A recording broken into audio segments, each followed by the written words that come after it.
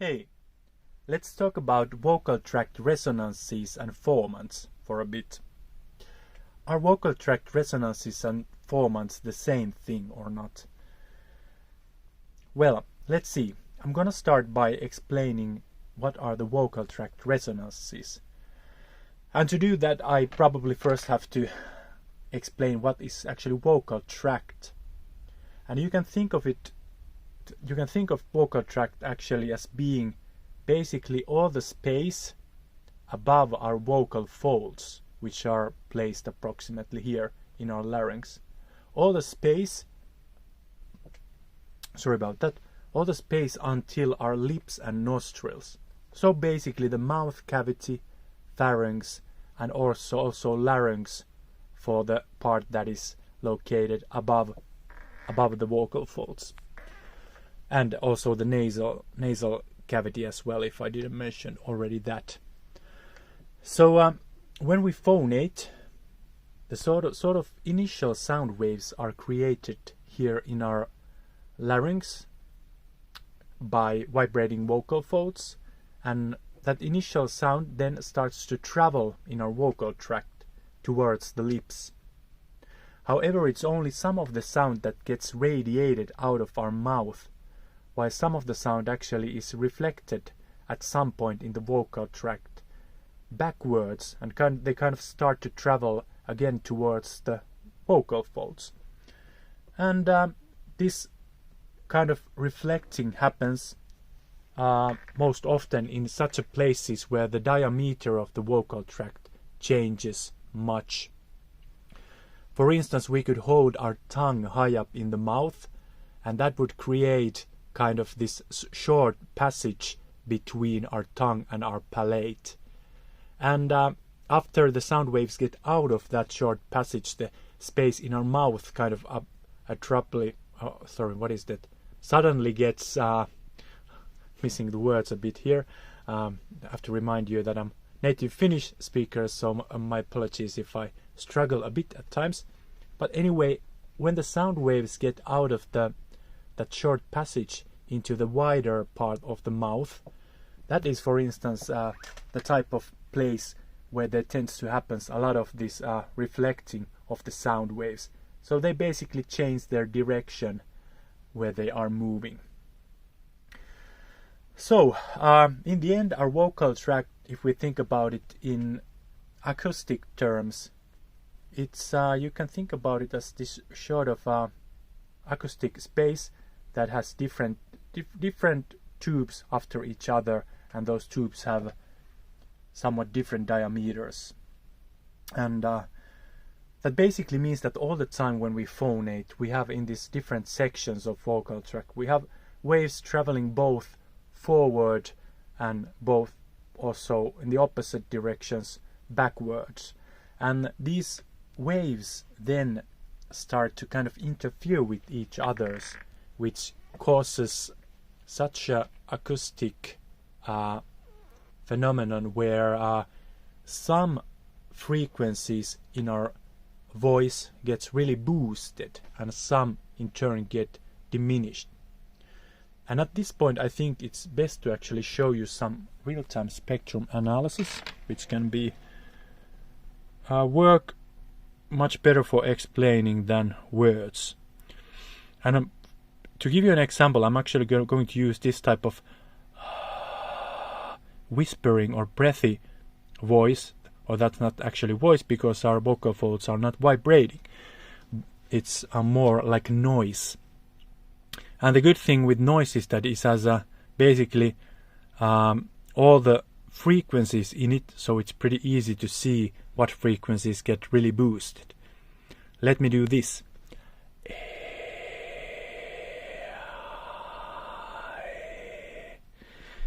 Again.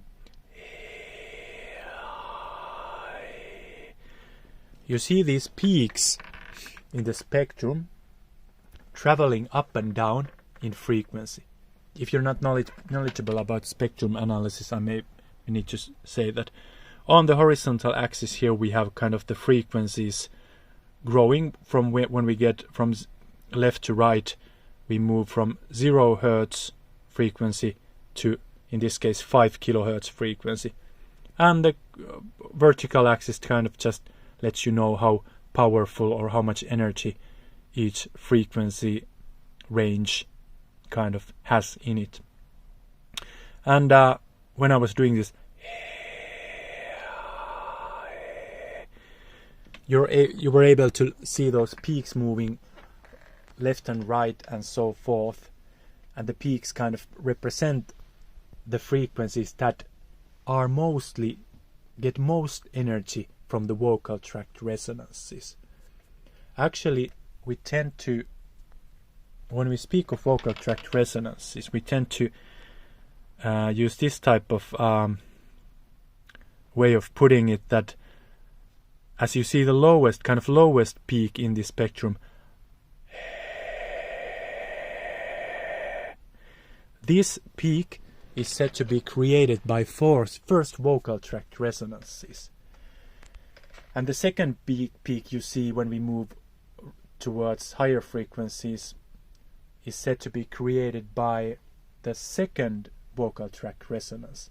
So we give these vocal tract resonances numbers according to their frequency.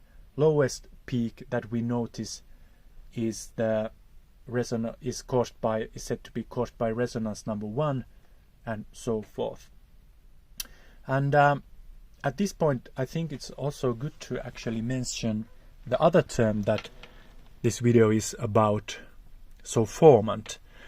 So how formants and resonances actually differ? Well, sometimes we might use those terms to mean exactly the same thing, but nowadays it seems to be the case that it's more common to, when we say formant, we tend to mean the actual peak that we are seeing in the spectrum analysis. So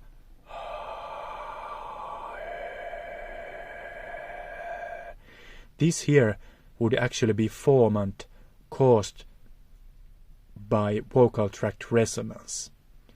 Again, so first formant caused by first resonance of the vocal tract. And here the second formant caused by the second resonance of the vocal tract. So that is something that is good to understand, that nowadays we usually, when we say vocal tract resonance, we tend to refer to the actual acoustic phenomenon that gives boosts the energy at specific frequency range. And when we say formant, we tend to refer to the actual peak that is visible in the spectrum analysis or spectrogram.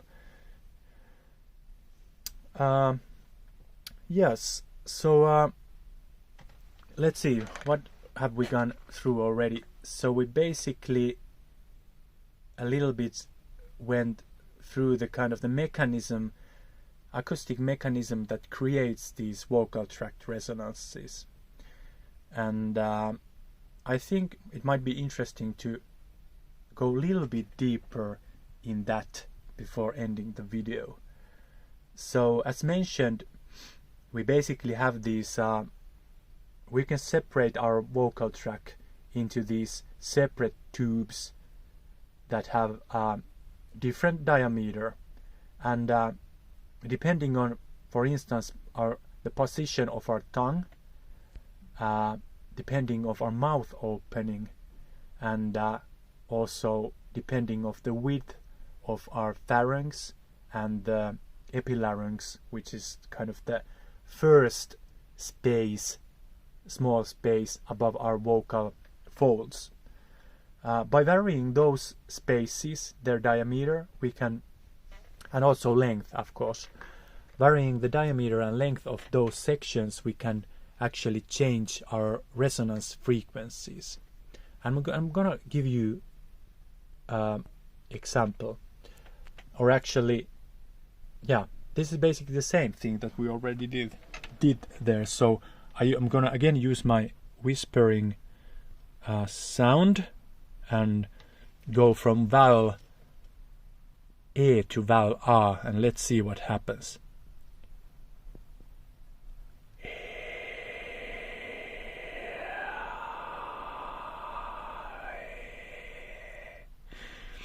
Or actually, I'm gonna take another example because it's a little bit easier for me to explain.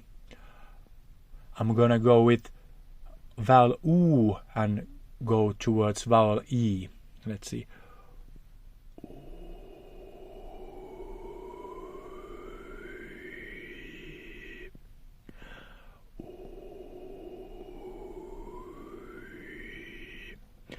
So, in the spectrum analysis, you saw the second formant increasing in its frequency. It moved towards right. And that was happening, of course, because the second resonance of the vocal tract was also increasing in its frequency. And kind of the setting that I had in my vocal tract with vowel U, I had my tongue pretty high, but also back in my mouth cavity. So I had a lot of space in front of my tongue.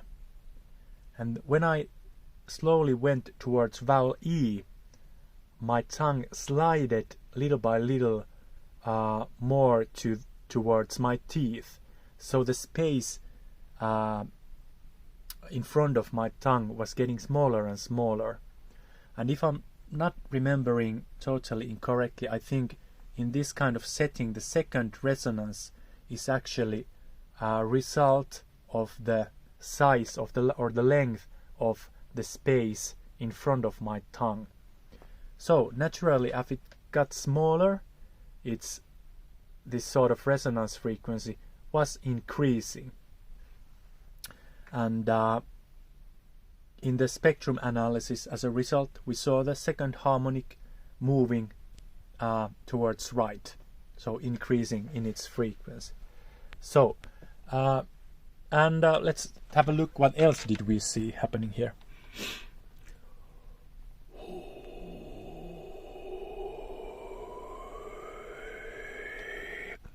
I'm getting a little bit closer to get the signal, better signal here.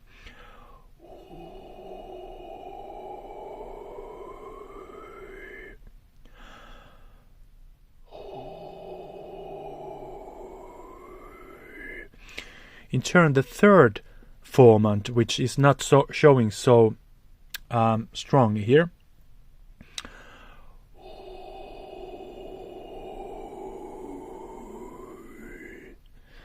was getting lower in its frequency. And why would that be happening?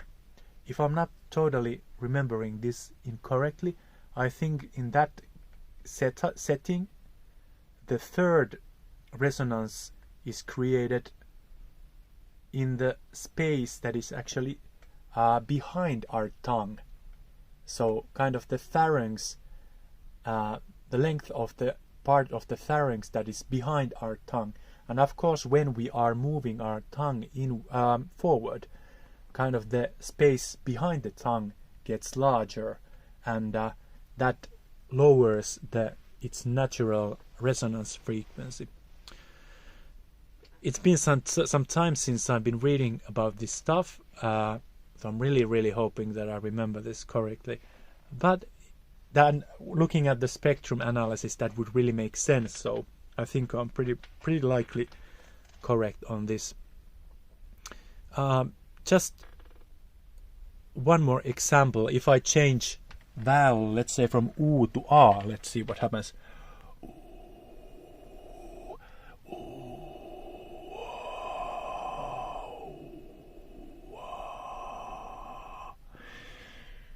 That changes the game notably. And why that happens is actually we are kind of changing the whole system and how vocal tract system and how it operates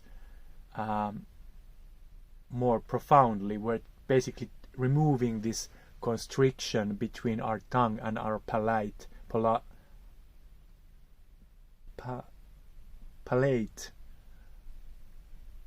Oh my god, what a blackout with the words. Soft palate. I think that's the way to pronunciate it. Palate. Yeah, so we're kind of removing that constriction. So we have, instead of having this constriction and one tube in front of it and one tube behind it, we have this one longer space instead in that area. So that it's not always the case that movement of the tongue would control the second and third resonance frequency in similar way. So this is something that might be worth noting. Okay, but that's already quite a bit stuff on resonances and formants, but I still wanna put out one interesting and fun thing. Let's do the same thing with real voice instead of this whispering sound.